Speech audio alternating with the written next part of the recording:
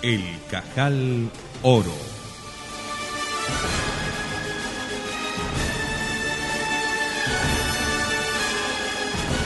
Capítulo 9.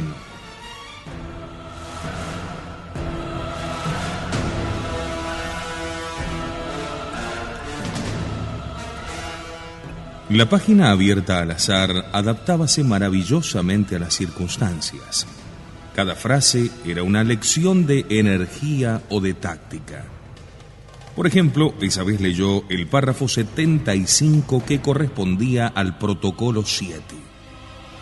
En toda Europa y en todos los continentes, con la ayuda de Europa, debemos provocar sediciones, discusiones y hostilidad mutua. Debemos estar en condiciones de responder a toda oposición con una declaración de guerra del país vecino al que ose atravesarse en nuestro camino. Pero si el vecino a su vez intentara unirse al otro en contra nuestra, sería necesario responder desencadenando una guerra mundial.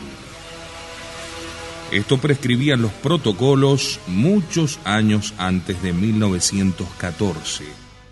La guerra mundial había sido calculada y dispuesta por los sabios de Sion con este resultado: la destrucción del Imperio Austrohúngaro, la mayor potencia católica de la tierra, y la transformación de la Rusia cristiana en un formidable arsenal de ateísmo, donde se forjaban armas para cuantos quisieran en cualquier país combatir a Cristo.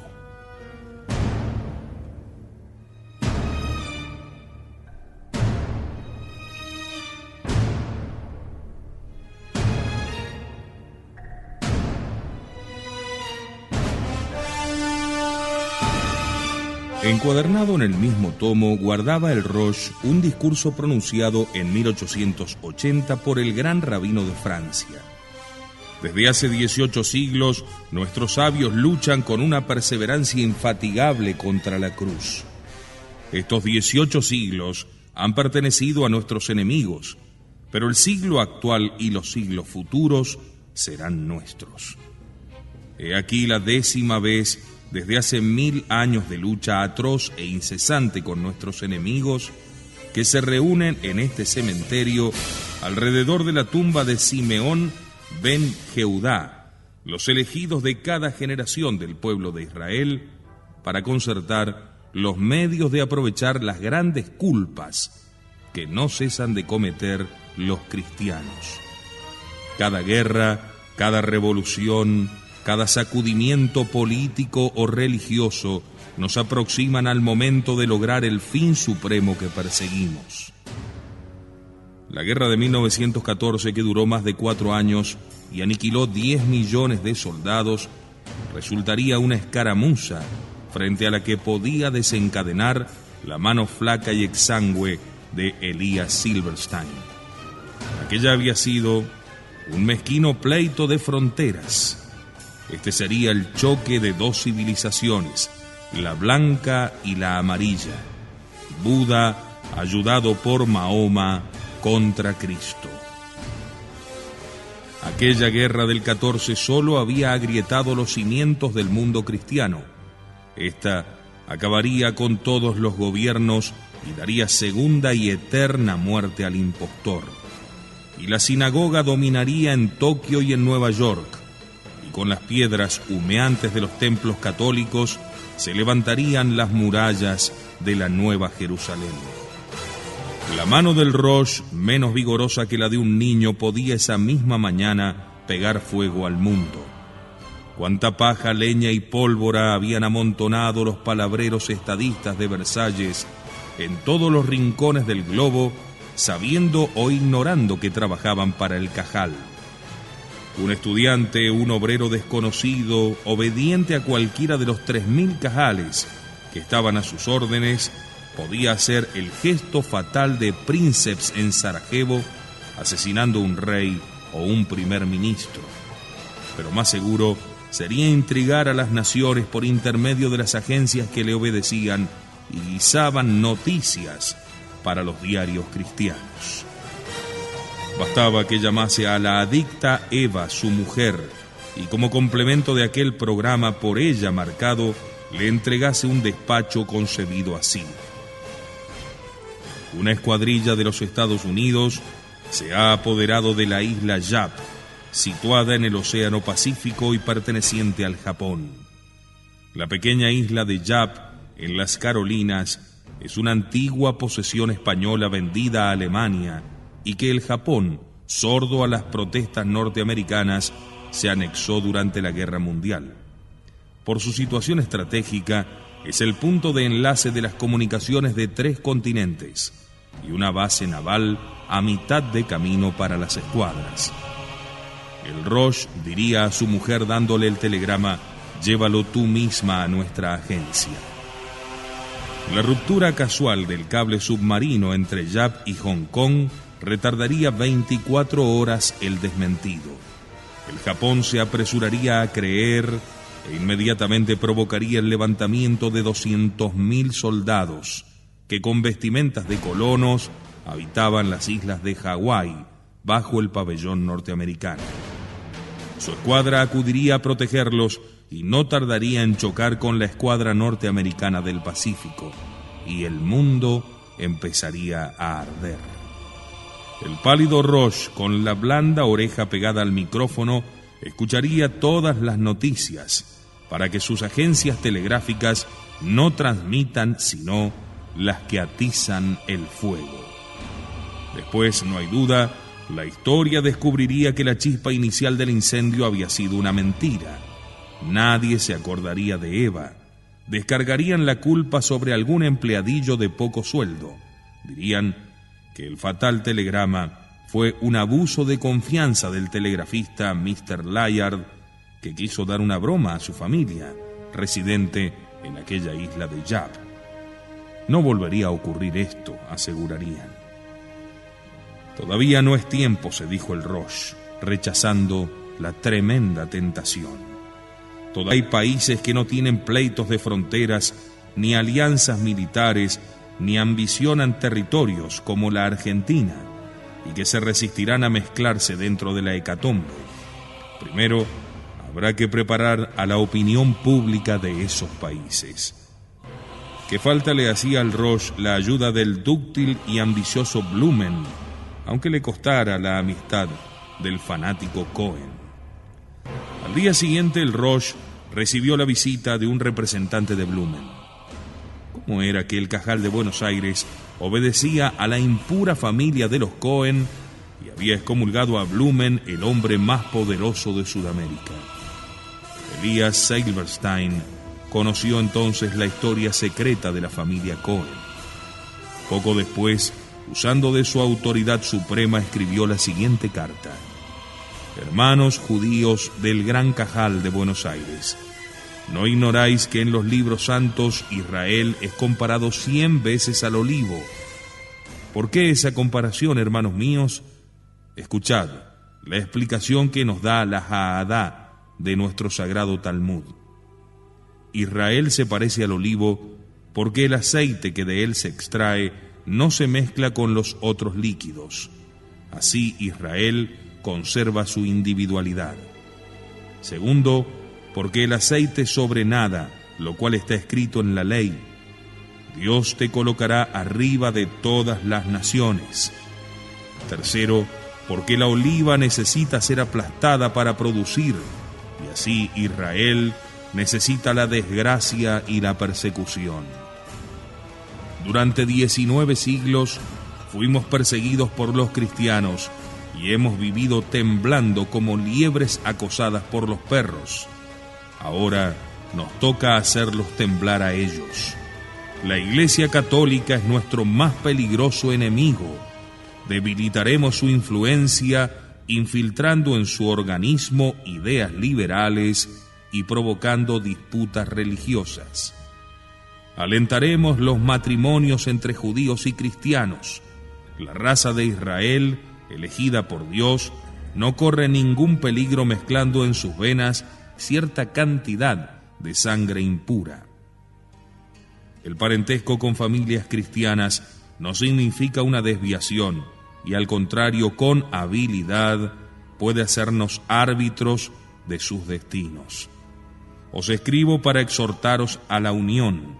Estamos en un campo de batalla y la discordia puede sernos fatal.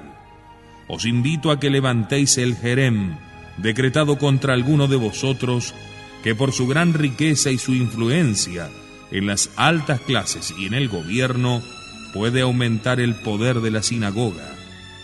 Sé de cierto que él desea volver a la sinagoga. No importa que se haya bautizado. Un judío bautizado no deja por eso de ser judío, pues es permitido al judío engañar a los idólatras, haciéndoles creer que pertenece a su culto. Lo prescribe nuestro bendito Yoré de A. La invitación del Rosh del Gran Cajal de Nueva York fue para los judíos de Buenos Aires lo que habría sido para los católicos un mandato del mismo Papa. Pocos días después, en la sinagoga porteña se levantaba solemnemente el jerem lanzado 30 años antes contra los Blumen, y en el próximo Pesaj el nuevo adepto resultó elegido Rosh.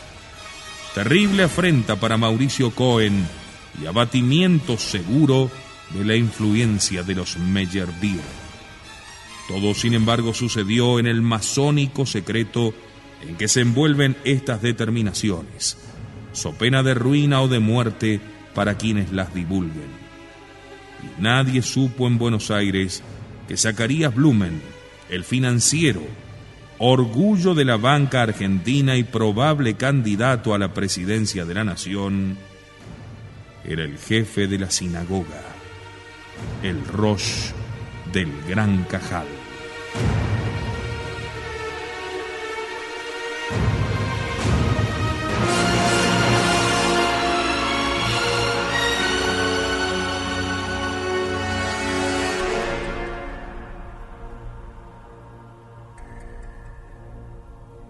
Marta Blumen había confiado a su padre el secreto de la nueva fortuna de Adalid. Convertía el plomo en oro. El banquero pensó que Adalid se había burlado de ella. Después recordó haber oído a Julius Ram que del principio científico de la unidad de la materia se deducía la posibilidad de transmutar unos en otros ciertos cuerpos que llamamos simples. Aquel día en el colegio militar escuchó con desdén tan sorprendente lección, porque los hombres prácticos desprecian a los filósofos. Pero la explicación de Marta le hizo pensar de nuevo en la posibilidad de un gran descubrimiento que trastornaría así los planes del Gran Cajal. Si el valor del oro se derrumbaba por haberse hallado manera de producirlo artificialmente, la sinagoga no dominaría a los gobiernos ni podría arrastrarlos con cadenas de oro a la guerra universal, de donde iba a salir el superreinado de Israel. Días después, sus espías le hicieron saber que Julius Ram andaba en conciliábulos con Fernando Adalid, y luego ocurrió la inverosímil resurrección financiera del Banco de Sudamérica y del propio Adalid, y hasta el hecho de que el infeliz alquimista pagase sus deudas. Valía la pena estudiar el asunto. Por de pronto quiso establecer si aquellas doctrinas tenían fundamento científico. No queriendo confiar a nadie sus inquietudes, allegó libros de química y física y se dispuso a leerlos.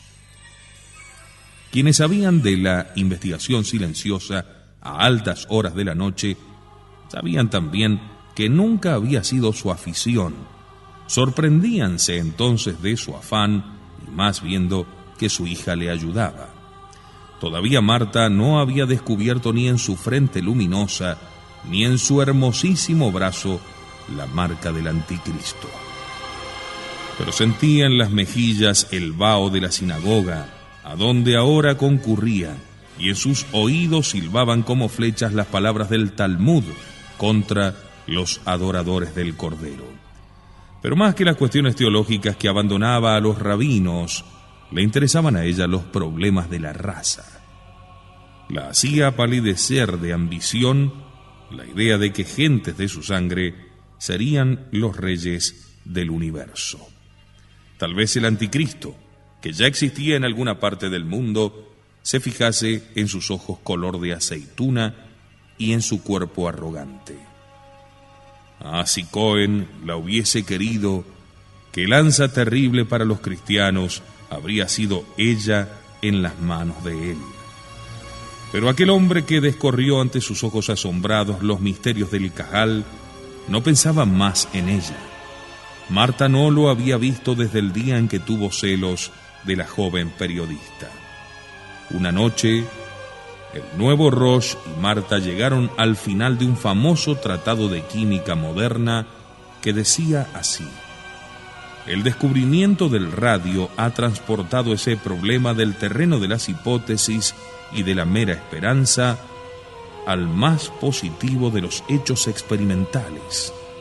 Más allá del átomo, según lo consideraban hasta ahora los químicos, existe un mundo maravilloso que permite demostrar con pruebas rigurosas que el sueño de los alquimistas, el de la transformación de un elemento en otro, no es una quimera.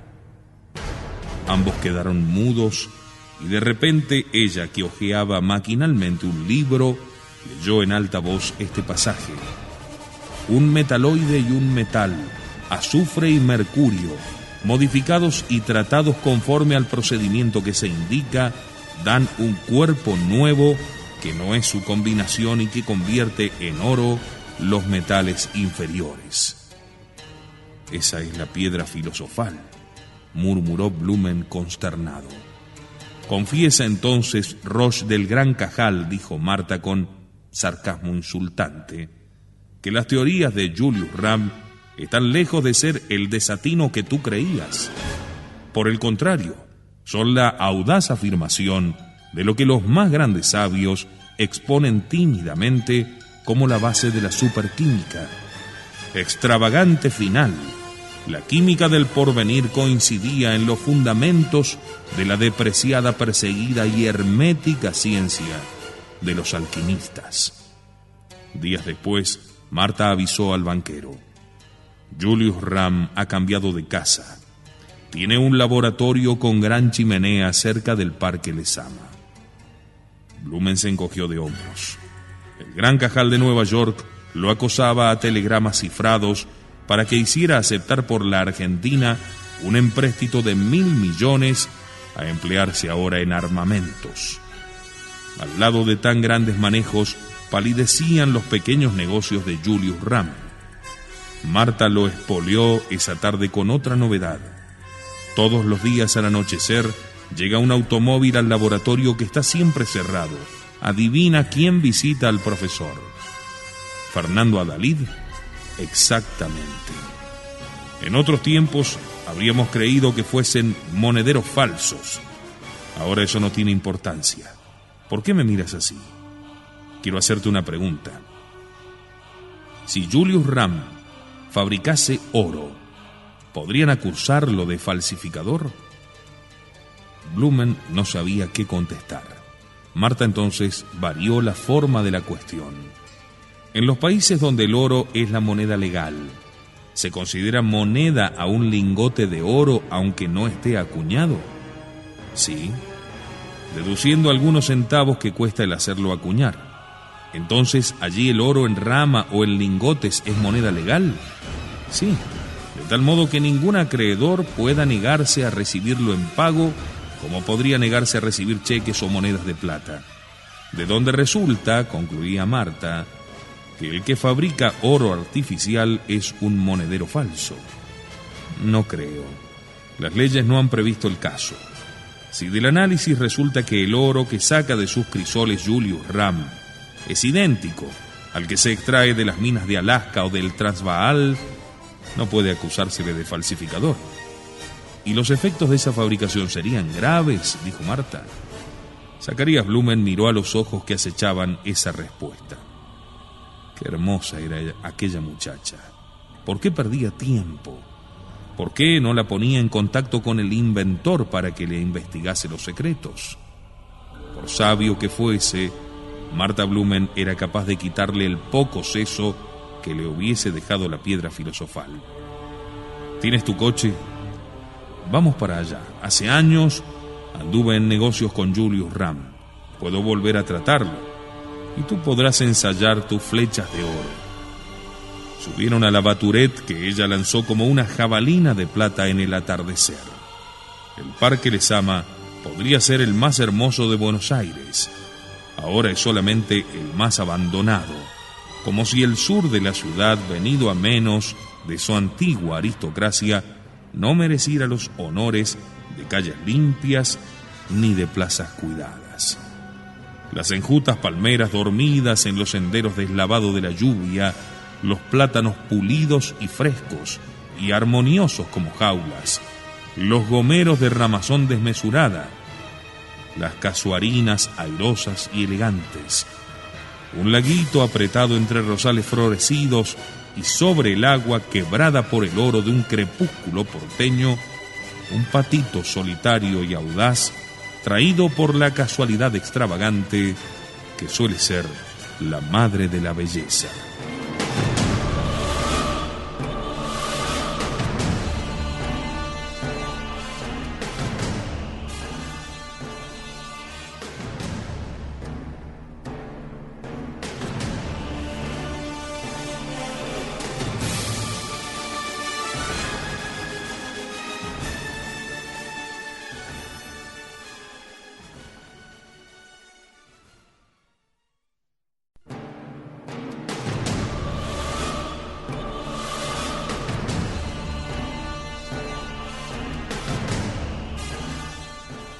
En las vecindades del Parque Lezama, en un caserón que permaneciera años sin inquilinos, con reja a la calle, como un colegio o una prisión, y persianas eternamente cerradas, había instalado Julius Ramm su laboratorio. El inmueble ocupaba un gran sitio, y a más del jardincillo al frente que nadie cuidaba, tenía una huerta de frutales, abandonada a los gatos y a las estrellas. Eran las vacaciones, y el profesor no salía ni recibía visita alguna. Una sirvienta o su hija hacían el mercado, pero tan de madrugada que no las veía nadie. Solamente al atardecer deteníase el auto de un señor que bajaba presuroso y abría la puerta con su propio llavín. Todo volvía a su misteriosa quietud, hasta que 1 o 2 horas después la puerta crujía en sus bisagras para dar paso al discreto visitante que desaparecía en el tráfago del Paseo Colón. Las casas de al lado eran fábricas de altos paredones y sin ventanas sobre el predio contiguo, de modo que nadie podía espiar la huerta de Julius Ramm. Y como por allí son numerosas las chimeneas, no sorprendía el ver humearla de aquella casa que en otro tiempo fuera herrería y fundición de metales. Algún curioso podría empero preguntarse por qué el humo de las otras casas era oscuro y liviano y se deshacía en el aire, mientras que el de Julius Ramm se remontaba denso como una barra y tenía en la noche fulgores de púrpura. Marta Blumen, que había sabido por Fernando Adalid la nueva dirección de Julius Ramm, detuvo su Batourette sobre el lado opuesto del Parque Lezama. Bajaron los dos y se internaron en las callejuelas. El vaho de la noche ascendía de la tierra húmeda y envolvía la arboleda silenciosa. Los pocos transeúntes no paraban mientes en ellos. Papá, no has contestado mi pregunta. Si este hombre hubiese descubierto la manera de producir oro artificial, ¿qué ocurriría? ¿En qué? ¿En dónde?, preguntó el padre. En los negocios del mundo, en tus negocios, en el Cajal. Zacarías Blumen no creyó que debiera disimular ante su hija que era su aliada. Hija, los negocios del mundo se trastornarían. Imagínate el mundo como un inmenso tablero de ajedrez. De pronto Dios o el diablo revuelven las piezas, a comenzar de nuevo con otras ideas y otros recursos. Y tus negocios se desmoronarían como un merengue bajo la pata de un elefante. Y la política del Cajal, ya sabes que el instrumento por excelencia del Cajal es el oro. Si el oro pierde su valor, se nos rompe en la mano la única arma que sabemos manejar. Llegaban a donde había un grupo de personas conversando a la luz de un farol. Sus sombras se pintaban fuertemente sobre el suelo arenoso. Marta bajó la voz. ¿Tú no conocías los proyectos de Julius Ram? Sí, pero lo tenía por un loco. ¿Y ahora crees en él? No sé, te lo diré cuando haya visto su laboratorio. Y si fuera verdad, ¿qué harías? Te lo entregaría. ¿No dicen acaso que tu sonrisa es invencible? Sin sentir la pendiente, habían llegado a una especie de terraza, a buena altura sobre el nivel de la calle. Desde allí se dominaba la casa del sabio, sus hornos y su huerta. Por los vidrios de una ventana interior se divisaba lo que parecía el laboratorio, iluminado por resplandores de tonos cambiantes como los de una fragua. Mira, papá. Por primera vez vieron a Julius Ram sin sobre todo, con un blusón de obrero. ¿Sabes qué parece la cabezota enorme sobre el cuerpo raquítico? Una albóndiga en la punta de un tenedor. Zacarías Blumen guardaba silencio. Bajamos, papá. Hoy no ha venido Fernando Adalid. Tú llamarás a la puerta y te harás conocer. Yo llegaré al rato. A los dos juntos quizá nos desconfíe, pero una vez que tú hayas entrado, me harás pasar a mí. Bruscamente Zacarías sujetó a su hija por el brazo. Mira, ¿quién es ese que lo acompaña allí? Otra sombra se pintaba en los vidrios. El corazón de Marta latió con violencia. No era Adalid. Tampoco parecía un obrero. Marta maquinalmente dijo su nombre y se arrepintió. Mauricio Cohen. Pero no puede ser. Sí, efectivamente se le parece. Mira, ahora no vale la pena ir. No nos abrirán la puerta. Precisamente era ahora que Marta quería ir. Probemos, dijo con resolución. Descendieron por una escalinata de ladrillos hasta la acera. Desde allí nada se veía. La casa de Julius Ram quedaba en la sombra detrás de una cortina de árboles. Blumen se adelantó y fue a llamar a la puerta del laboratorio y dejó transcurrir algunos minutos. La puerta no se abrió. La joven, cansada de aguardar, cruzó la calle y se reunió con él. He llamado 3 veces, le dijo Zacarías, y no responden. Se ve que no quieren abrir. Llamaré de nuevo. Marta quería saber qué negocios tenía Mauricio Cohen con Julius Ram.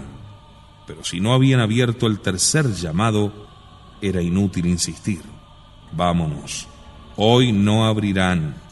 Y ese que está adentro no saldrá hasta que esté seguro de que nos hemos ido. ¿Te pareció de veras Mauricio Cohen?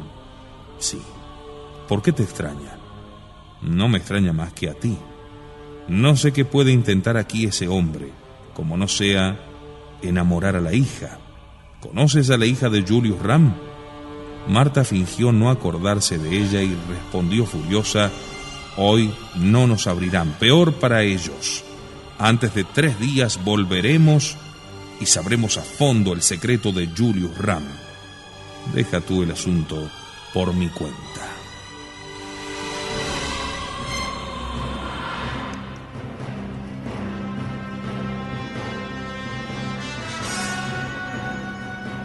Qué poco sabía Marta del impetuoso personaje que penetró en su vida y la envolvió en una ardiente ilusión y la abandonó por una cristiana sin fortuna. Pero era cierto que él la hubiese abandonado. Su conducta no tenía alguna otra explicación. Puesto que lo descubrió en el laboratorio de Ram, ¿por qué no sospechar más bien que aquel hombre de negocios festejaba a la hija, no por amor, sino para obtener los secretos del padre? Al pensar esto, sintió rabia y alegría juntamente. Había utilizado contra Mauricio los inmensos recursos de la banca Blumen. Lo había hecho arrojar del cajal y casi de la sinagoga, sin que él adivinara la mano que lo hería. Pero no había sido capaz de arrojarlo de su corazón. Tenía que confesárselo en voz baja, abochornándose de su debilidad como de una gran caída. Lo amaba, y ahora empezaba a temerle. Sentíase mitad judía mitad cristiana. Sufría el sentimiento cristiano de los celos que la mujer judía no conoce, y al propio tiempo la angustia de haber suscitado un enemigo que, si llegaba a adueñarse del secreto de Ram, podía pulverizar la fortuna de los Rheingold y de su padre.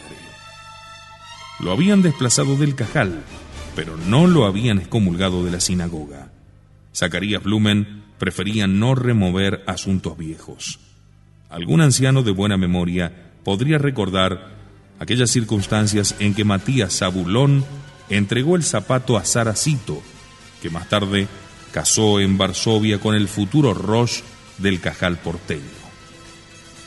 Aquella historia de la guerra del Paraguay prestábase a las intrigas de los pasquines, que si llegaban a descubrir tan rico filón, exprimirían la bolsa del banquero a trueque de no escudriñar porque su padre había cambiado de nombre.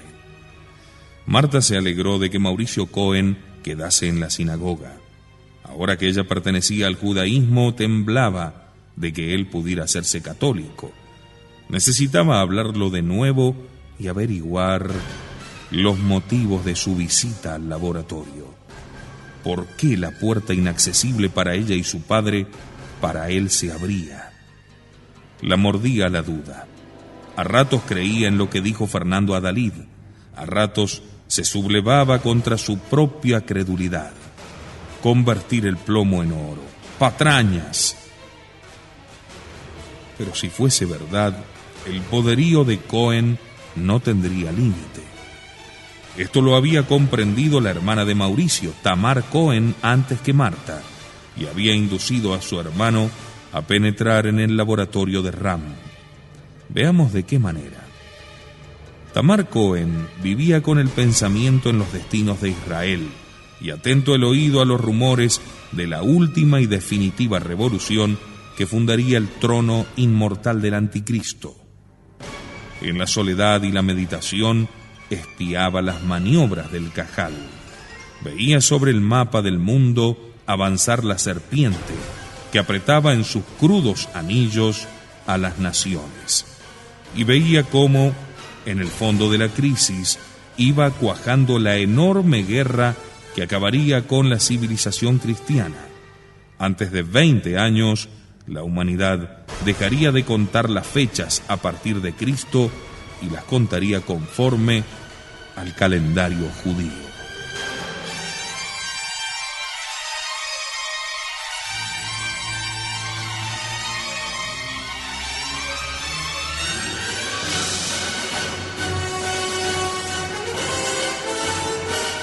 Buenos Aires era un buen observatorio, porque era uno de los 3 o 4 grandes centros israelitas del globo.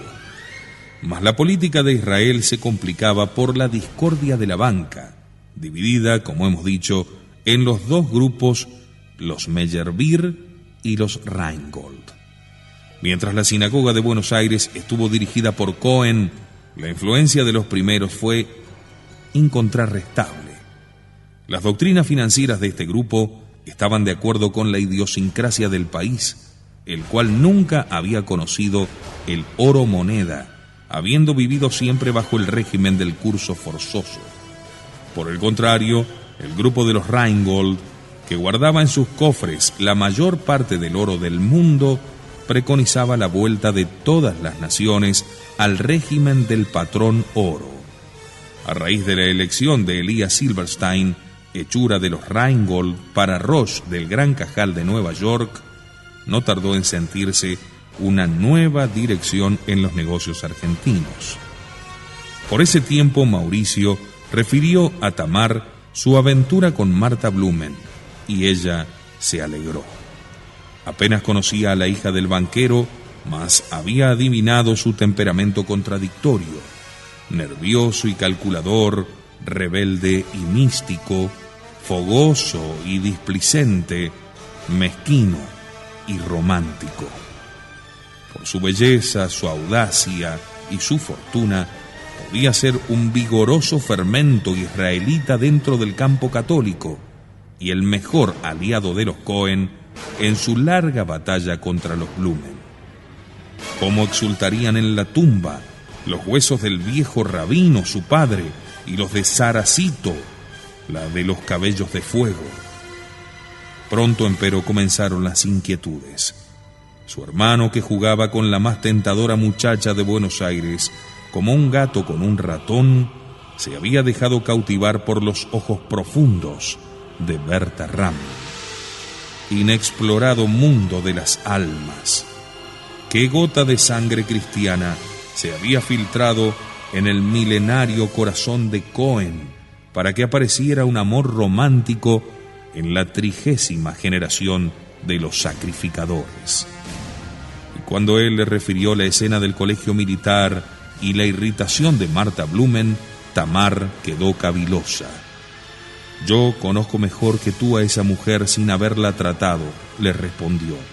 «La has enamorado, le has contagiado tu espíritu, mejor diré el mío, has hecho de ella un arma terrible y la abandonas en manos de nuestro adversario.